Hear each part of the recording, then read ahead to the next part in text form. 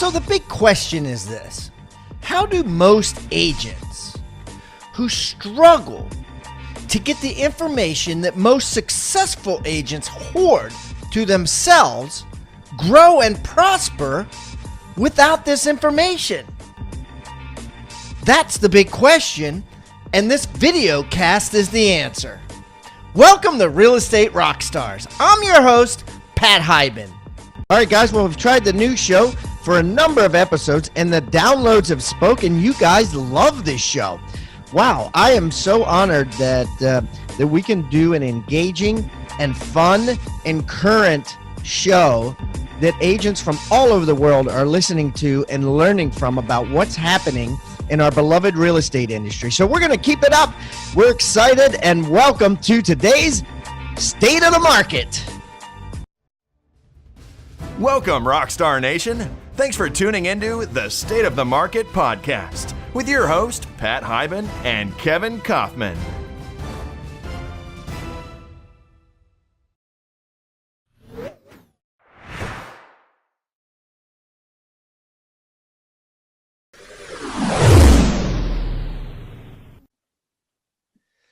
All right, Rockstar Nation, I am excited for today's State of the Market. My co-host Kevin Kaufman is out this week with family, and I have a great co-host. First time co-hosting, Mr. James Festini, Century 21 extraordinaire out of Southern California. Always a great guest on the show, and he has agreed to come on and talk about some serious news here in the real estate sales industry. James, welcome to the State of the Market. Thank you, man. It only took like a year of begging. Anytime I hear your podcast, I'm like, I have an answer, man. I got to say something. So thank you for letting me come in. I got so much to say about a lot of things. And, which is a great point, guys. Listen, if you have opinions and you like the stuff we talk about on State of the Market, hey, reach out to me. Like James reached out to me on Facebook. Just send me wherever. Just I'm all over the place. Just send me an email. My email, by the way, is pat@hyben.com. I'll just give it to you, pat@hyben.com, first and last name. But anyways, let me know if you're cool and you have opinions and you have knowledge of what is going on in the real estate industry and you are into that. Maybe I'll have you on just like I did James. So James, let's jump off this with some the front page news, and that is Department of Justice, right? But Department of Justice is the federal government, as you would say, federal authorities, the feds, right? The federal authorities. So the federal authorities went to CoreLogic, and guys, if your MLS is not CoreLogic, CoreLogic is one of the big ones. Basically, it's Matrix. If you ever heard of Matrix, I know in Maryland, in DC, and Virginia, it's all Matrix. Do you have Matrix there in Southern California? Yeah, Matrix is California. Yeah. Okay, so it's Matrix, right? 750,000 real estate agents. That's no joke. That's a lot of agents, right? And they demanded to see all of the search records of the 750,000 agents because they wanted to look into the co-op commissions, right? Like what kind of searches are agents doing in co-op commissions? And I'm out of the game, James. Mike Sloan runs Pat Hyben Real Estate Group. I'm not involved. I'm in a different state, but we still talk on a regular basis. And so I sent an email because I was curious to Mike Sloan and Amber, who is essentially running the office there. And I was like, we use Matrix. And I'm curious what the federal government wants to do with it. Oh, and basically what this has to do, James, is like in the, we've talked in prior episodes. If you're not up to date, just listen to a couple of prior episodes of Stay the Market, but there's been class action lawsuits, two major class action lawsuits filed against all the major MLSs, filed against the Board of Realtors, filed against the National Association of Realtors, yes, NAR, and filed against Keller Williams, Century 21, RE/MAX, all the big companies. So two major lawsuits. Now, these are private citizens, right? So anybody could sue anybody, right? So it's not a big deal. It is a big deal, but it's not a big deal when somebody sues somebody. But this is different. This is the government, right? This is the Department of Justice saying, maybe these big shot lawyers, maybe there's something here that we should look at ourselves and see if we need to see if somebody is breaking an antitrust. It's all about antitrust. Antitrust law, by charging, and basically what they're saying is our commission's too high, right? Our commission's too high because they're not decoupled. I'm trying to dumb this down. If they were decoupled, if the buyer paid the co-op and the seller paid only the seller's listing commission like it is in the rest of the world other than North America, if North America did it like the rest of the world, would they be less? Yes or no? And now the federal government saying maybe the consumer is getting screwed. Maybe the seller is getting screwed and paying too much. Let's look into it and make that decision ourselves. So they demanded this. So anyway, so what I did is I said, I went to Amber and I said, Amber, I want you to go into a matrix and I want you to search per co-op commission, right? I want you to search 2% or less, because that's the gig, right? They're trying to say,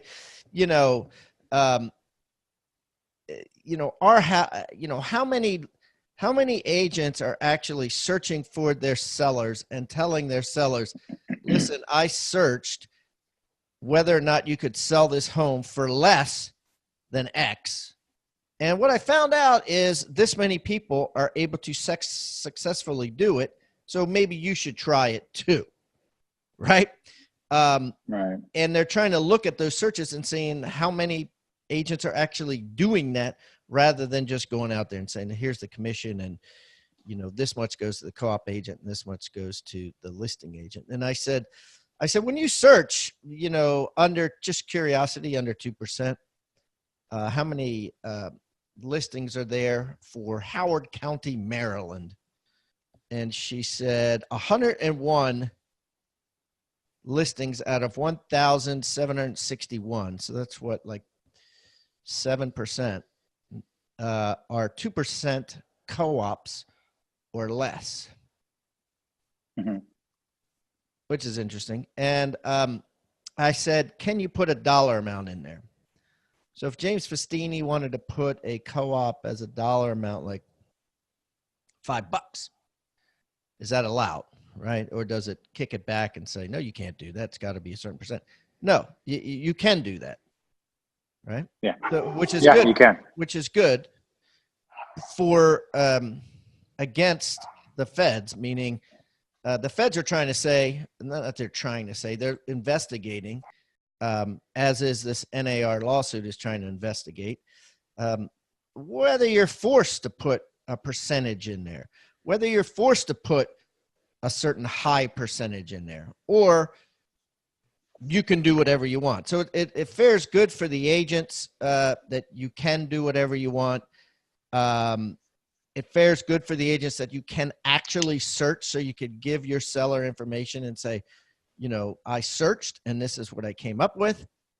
And so they're trying to say that, agents aren't able to search and thereby it's a conspiracy, right? Any antitrust thing is a conspiracy.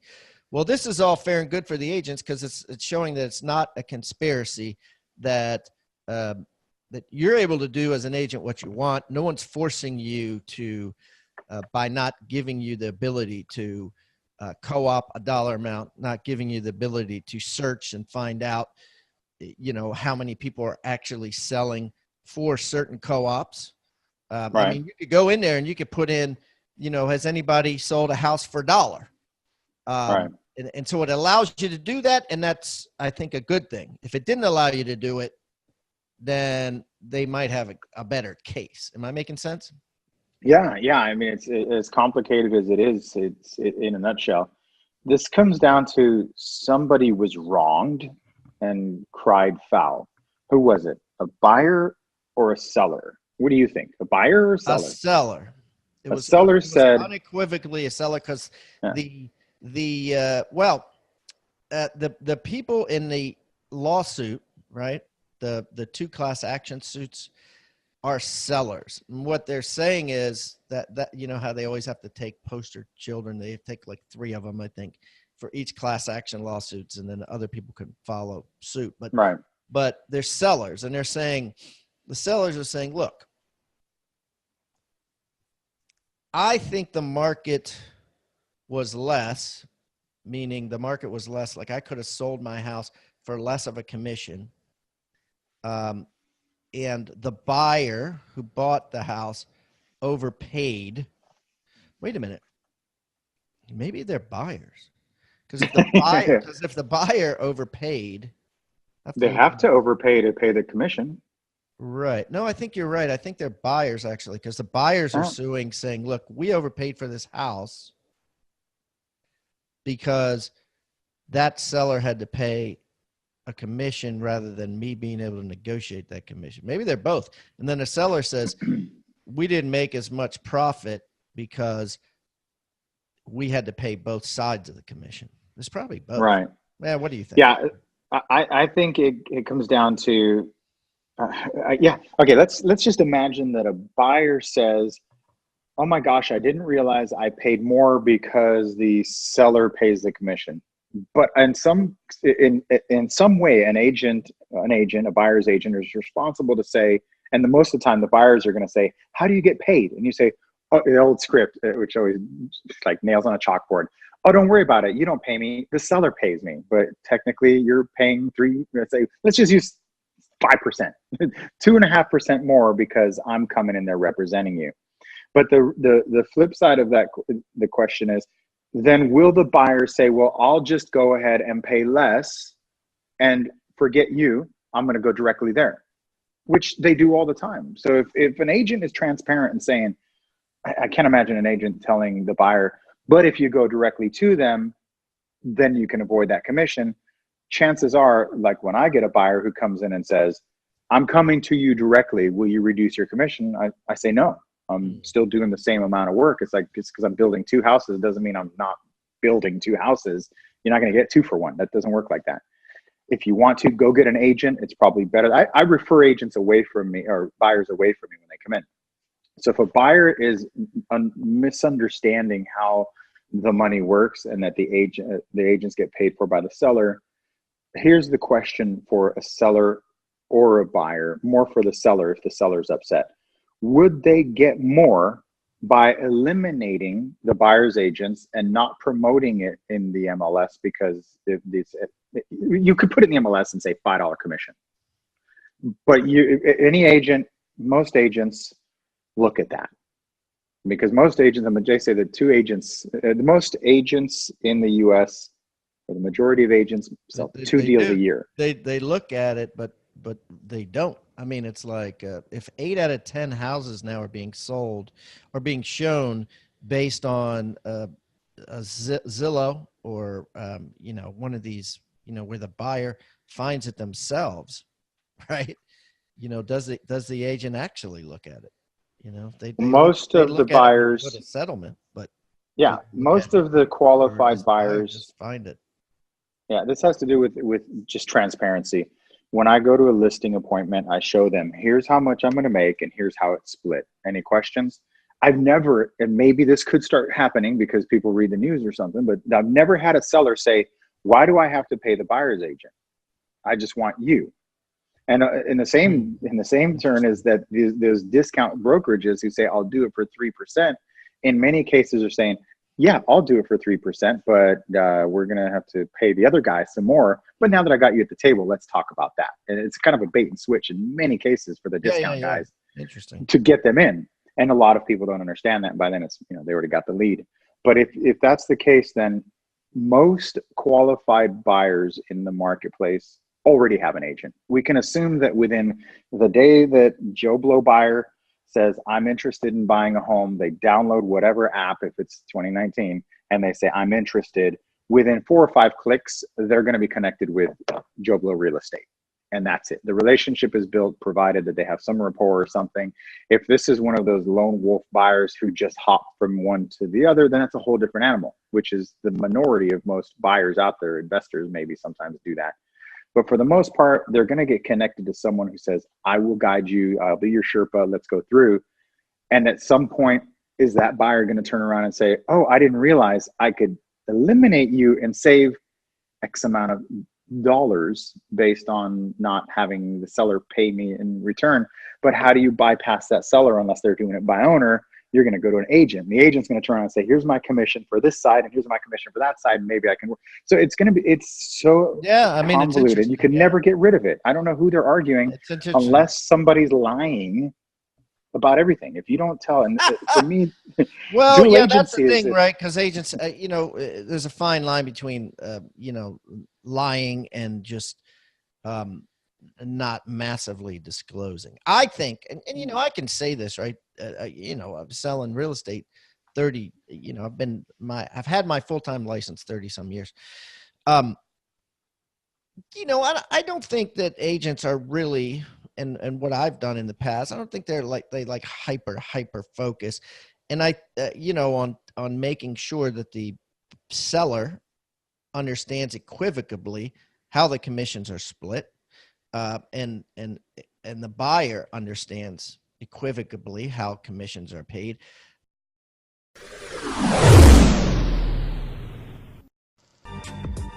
What's up, brokers, team leaders, office managers, and rainmakers of teams? I got a question for you today. What are the 2 most frustrating things about running a real estate team? The 2 things that cause you more headaches than anything else. Think about it. The brokers I've talked to have all given me the same answer: recruiting and retention. If you're in the same boat, if nothing you've tried seems to work, I've got some good news. Your problem finding, recruiting, and retaining high-quality agents are about to be over. I'm launching my new Retoot course, a course that provides an in-depth, first-ever look at the recruiting and retention secrets of the industry's top recruiters.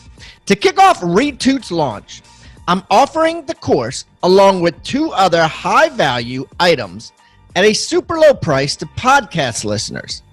Since I'm throwing in 2 free items with my Retoot Secrets course, I'm going to simply call it my 1, 2, 3 discount package. Okay, so let me talk to you about the 1, 2, 3 discount package. In addition to Retoot, you're going to get a subscription for each of your teammates or anybody in your office to my Big Profit weekly jackpot emails, which are basically agents from around the world giving advice on how to increase your profit on a daily basis in this business. If your agents put these effective, easy to implement tips to use, their sales and most importantly, their profits will improve.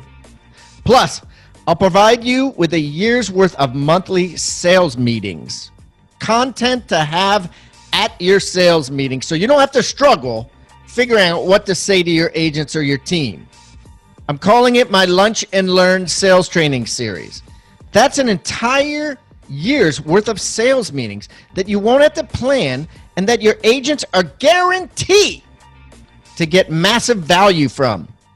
So to recap, purchasing the 1, 2, 3 discount package gets you 1, my brand new Retoot course, 2, my Big Profit Agents weekly jackpot emails for everybody in your office, and 3, a year's worth of Lunch and Learn training sessions.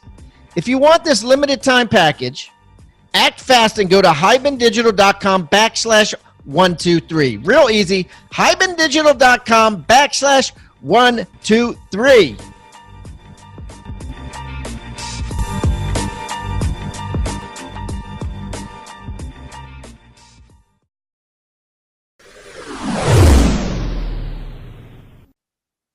Yeah, and quite frankly, a lot of times the sellers don't care. They just want their house sold. They just want to know what the total amount.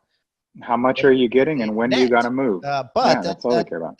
I guess that's well. Anyways, we'll see.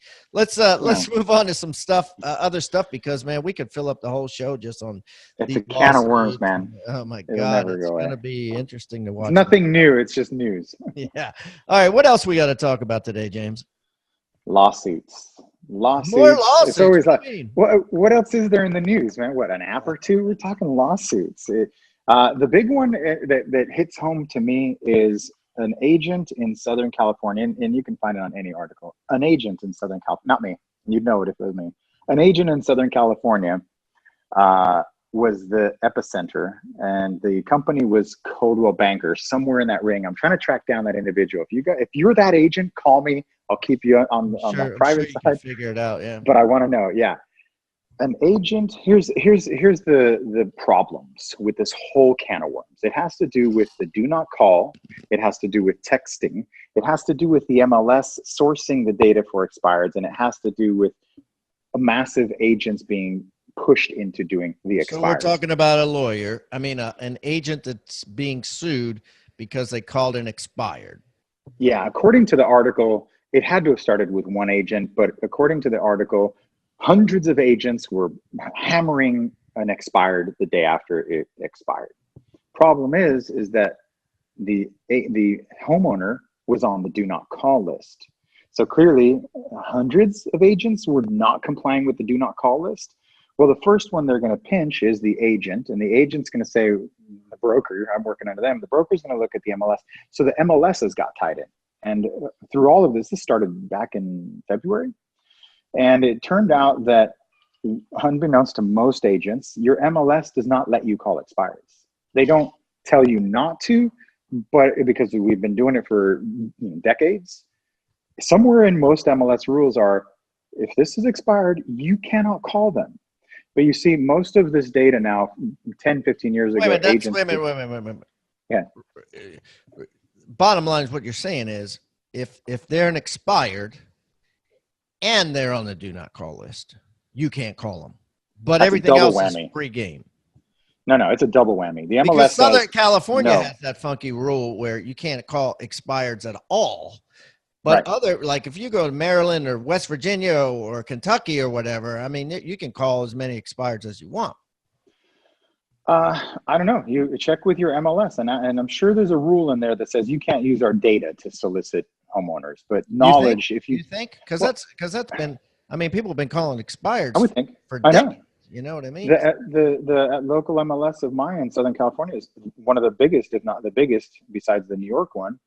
And it's been there forever. That rule is nothing new. It's just brought to light. I think that you guys have that rule, but I don't think that other people have that. I think where it lies in other states is it's free game. Like if they're on the do not call list, that's a whole separate thing. But if they're not on the do not call list and they expired, there's no rules in Maryland that say you can't call them, right? I think that's so. Where are you getting California, New York thing? Well, I'll let the listeners, I'd be very curious in the comments or wherever you have the comments below, please respond and say, no, our MLS definitely. I can't imagine any MLS saying, sure, use our data to pound these people by the dozens, at 7 a.m. the day after it expired. I don't know if they use the data, but they use the data. They use the MLS to know that it's expired. The knowledge of the data. But then they use the tax records or they use a service to find out the phone number. So they're not using the MLS. They're only using the MLS to know that it's expired. Yeah, especially if the MLS is one of those. I mean, there's now Showing Time is one of the applications that are widely popular in Southern California and probably in a lot of places where it's a call center. So my seller's phone number never goes on the MLS. 20 years ago, 25 years ago, every seller's number went on the MLS. 20 years ago, agents figured out the day before it expires, set your calendar to remove that number because then they'll never be able to find them. And then 5-10 years ago, data scraping the web for that data of the homeowner is possible. So now we have softwares that will search for the phone numbers. But I would think it's more than not MLSs just don't want you doing that, because they're ultimately going to be the ones that the homeowner is going to say, who gave you permission to give out my number? And whether or not they did, they're going to be in the line of destruction.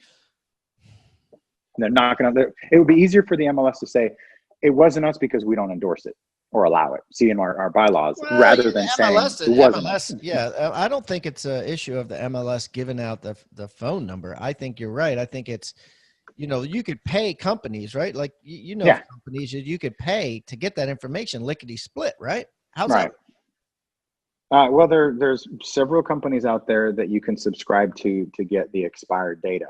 And when you get that expired data, they scrape the internet for multiple phone numbers. So in many cases, there's you can get the landline if it exists. You can get the cell phone number and the email address, and it will actually go as far as to give you other alternate addresses. Just like when you do find out what with look at yourself on the internet and you can see your whole history. They're scraping that data and saying, here, this Joe expired, Joe Seller just expired. Here's all the numbers that are potentially associated with them. By the way, here's the ones on the do not call. It's your game. Our rules with our service says we're going to let you say it. We're going to tell you it's on the do not call. It's up to you. That goes back to the problem with whoever this agent was in Southern California. They ignored that it was the do not call because it's easier to ignore it. They think that it's easier to ask for forgiveness than it is permission, but not with the do not call. Yeah, I think what's happening is like it's hard to decide like who's at fault, right? So what at the end of the day, it's the agent, because so like the MLS, it expires, right? They got to let you know that it expired. So it's out. So they're not in trouble. Then there's these services that you pay for, right? That scrub the leads and ask you, do you want the phone number of this expired listing? Right. And I think you had mentioned that it actually asked you, do you want the information of expired listings that are on the do not call list and off the do not call list, or just the ones that are off the do not call list, right?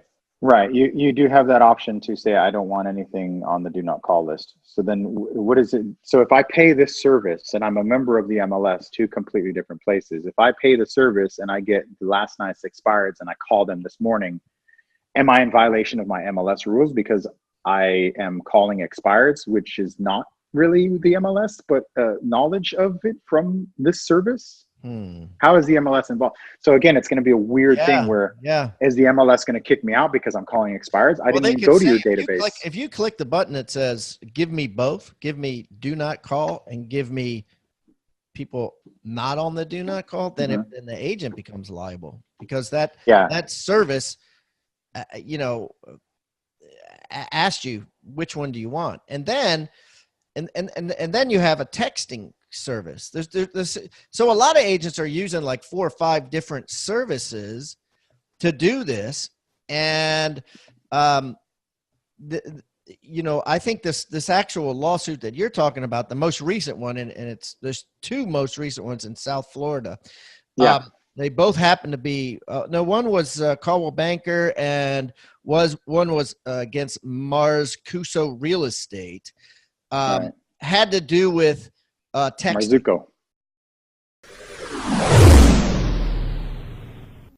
I want you to think about the word toolbox. What is a toolbox? A toolbox is a box full of tools that you use to build something great. At Real Estate Rockstars, we've created our own free toolbox. So everybody that comes on the show as a guest brings a tool with them, and we plow them all into this toolbox, and we give it away for our viewing audience to basically use as they wish.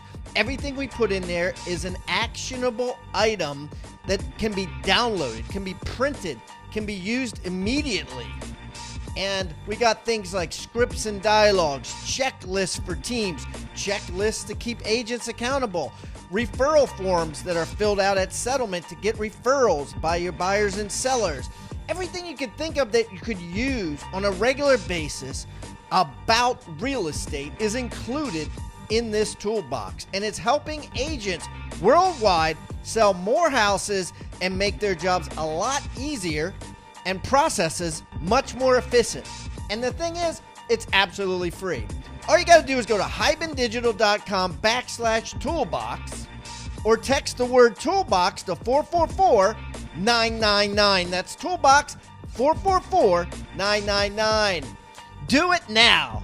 Hey, real estate agents and rock stars. If you're getting value out of the content in this episode, make sure you like the video and subscribe to this channel. Also, click the little bell icon to be notified about upcoming episodes. And I would also love it if you left a comment and shared the most impactful tips and tactics you've learned from the knowledge shared in this episode, or even maybe make a suggestion requesting a topic of what you'd like to learn in future episodes. I welcome any feedback below. Now, back to the episode.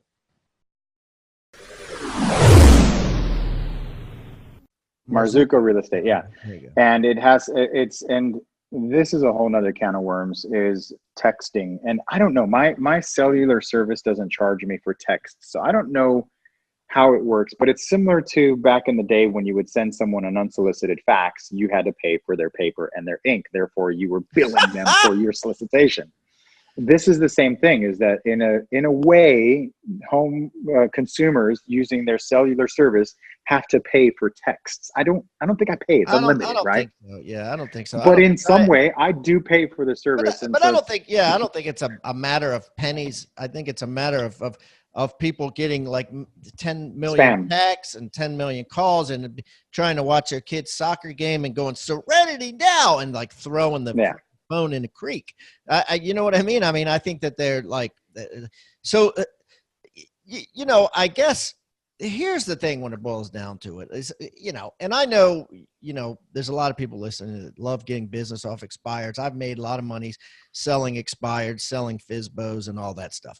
Now that I'm on the outside, I look at things a little differently, but, I look at it as, at the end of the day, is a consumer that daft that they can't figure out, how do I find another new real estate agent? Do they really need freaking 8 million agents calling them and texting them until they relist it as active again? Well, a lot of times if I do get an expired coming up, I have to warn the seller. That would help too. I think a lot of agents, by the time the listing is coming to its end, that the communication is broken down so bad that, they're already kind of bitter as to the agent disappearing. And now this happens where were all of these agents? You got to think from the consumer, where were all these agents when it wasn't for sale? They don't realize that they're being solicited. They're just wondering why the interest. Yeah, and you can't protect them from that because, a couple of weeks ago, we talked about the Jills out of Miami and how they were, they were putting spaces in their, they were putting spaces in their addresses, like East space, Cooper space. And so people couldn't find them once they expired. And then they would be able to, obviously, hopefully when people wanted to see it, they'd still have to call them rather than calling James Festini, who called on expired, and they got in trouble for that. Right. So, you can't protect them. You can't do stuff like that. You just got to let it happen. I mean, it's interesting to see. I see they called listings. They called, this was Realtor Magazine, guys. So basically Realtor Magazine got a hold of the owner of Listings to Leads, and Listings to Leads, who is this guy? Grossberg is his name. Pierce.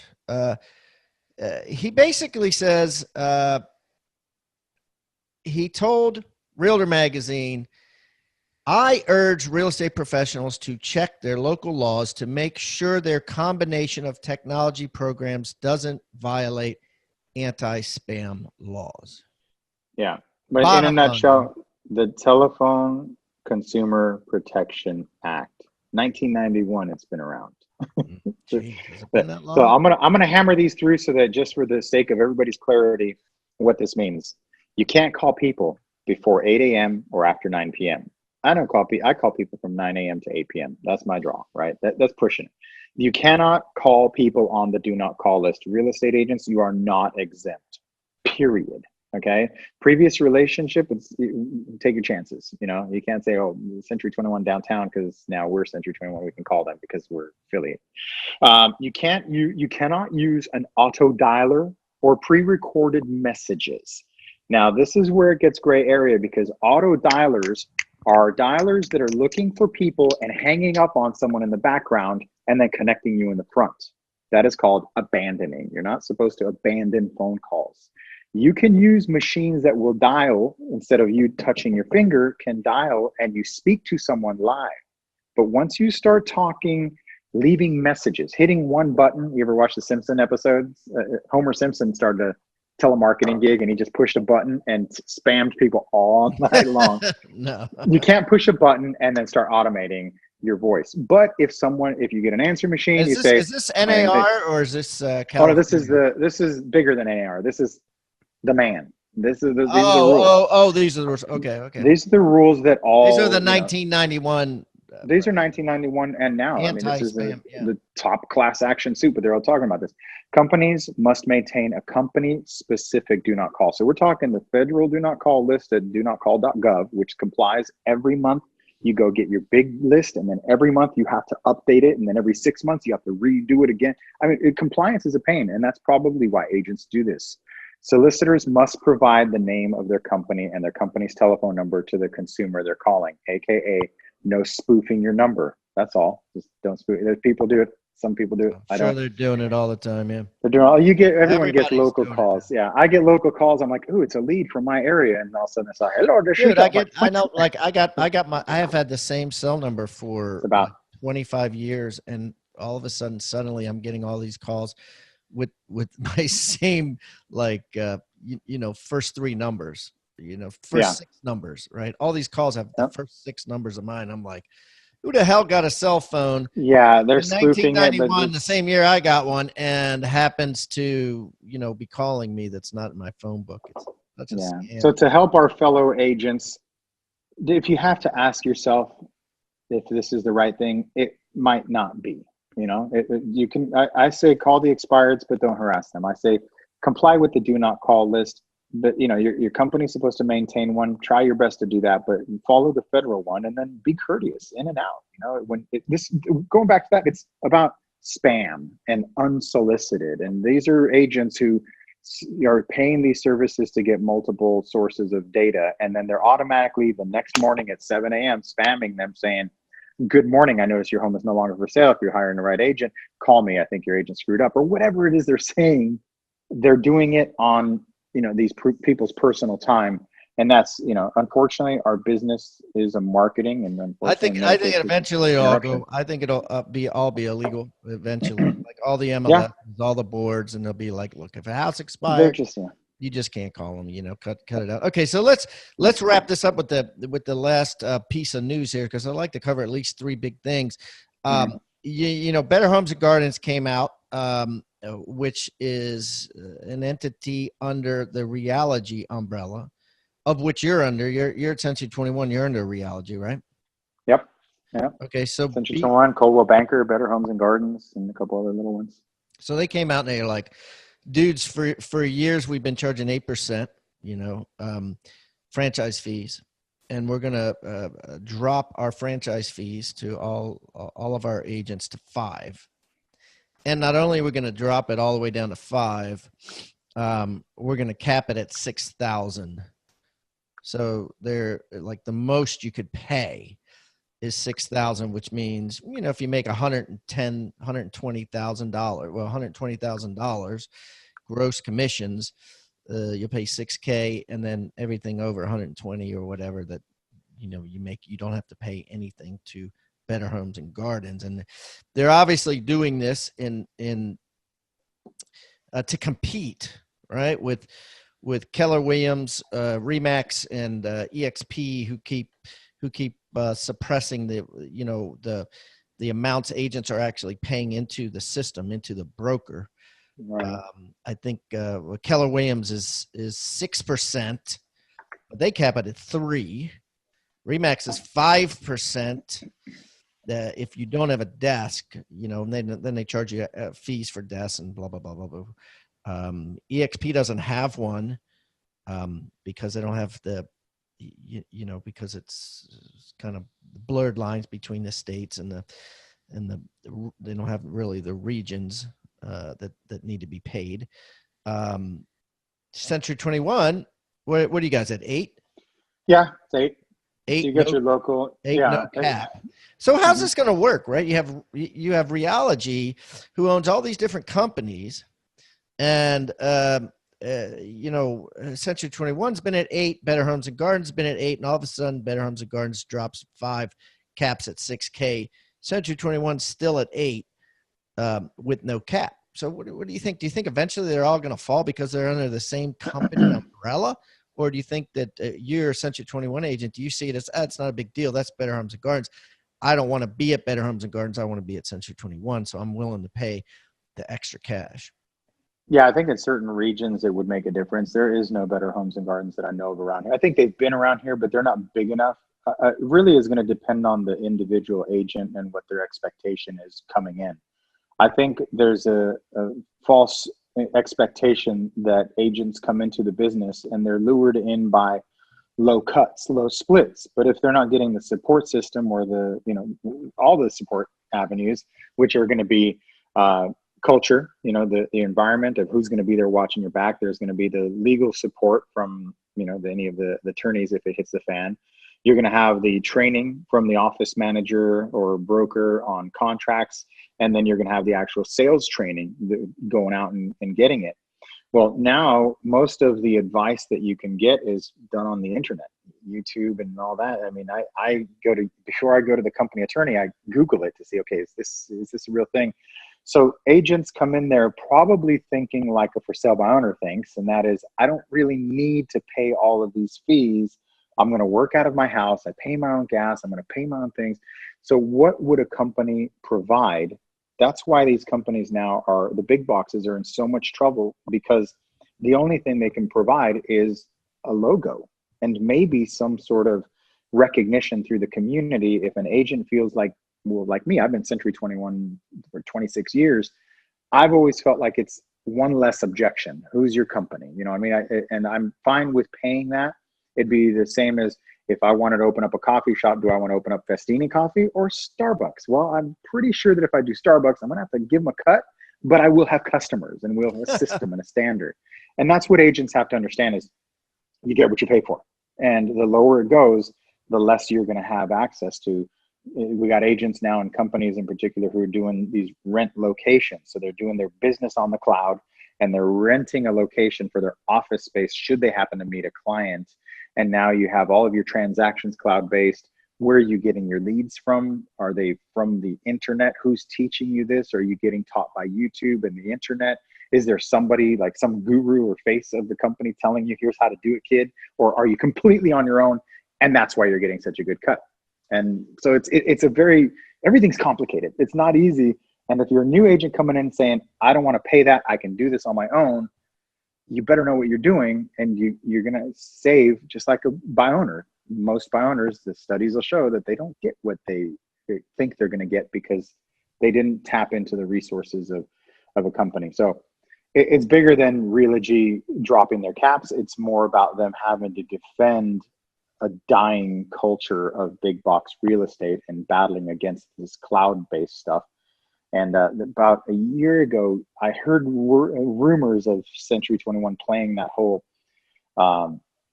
fees, or I don't want to call it pyramid, but where you bring in someone and they bring in someone, and that's the whole model of like recruiting to get paid on the guy who you bring in under you and have. Yeah, of course. Yeah. The pyramid, or I guess pyramid's wrong. I mean, the same thing. Exit has it. EXP has Exit has it. Keller Williams has it, and it's all to entice agents to make more money. Sure, the truth is, you make money selling real estate. Can this company give you what you're looking for, regardless of the fee? Right. I mean, there's at the end of the day, you know, for things that agents look for, you know, only a small percentage of agents that are searching for brokerage are keenly aware of the economics and make their decisions based on the economics. So, you know, it's at the end of the day, it's not that big a deal, but it is interesting news. And anyways, we're happy to cover it. So let's wrap this up, James. I appreciate you coming on today, brother. And, you know, anytime, you're welcome. We'll be back next week with Kevin Kaufman and myself, and hopefully, or maybe hopefully not, there'll be some good news to cover. James, have a great day, buddy, and thanks a lot. Thank you very much for all your help. As always, man. Thank you. Good luck.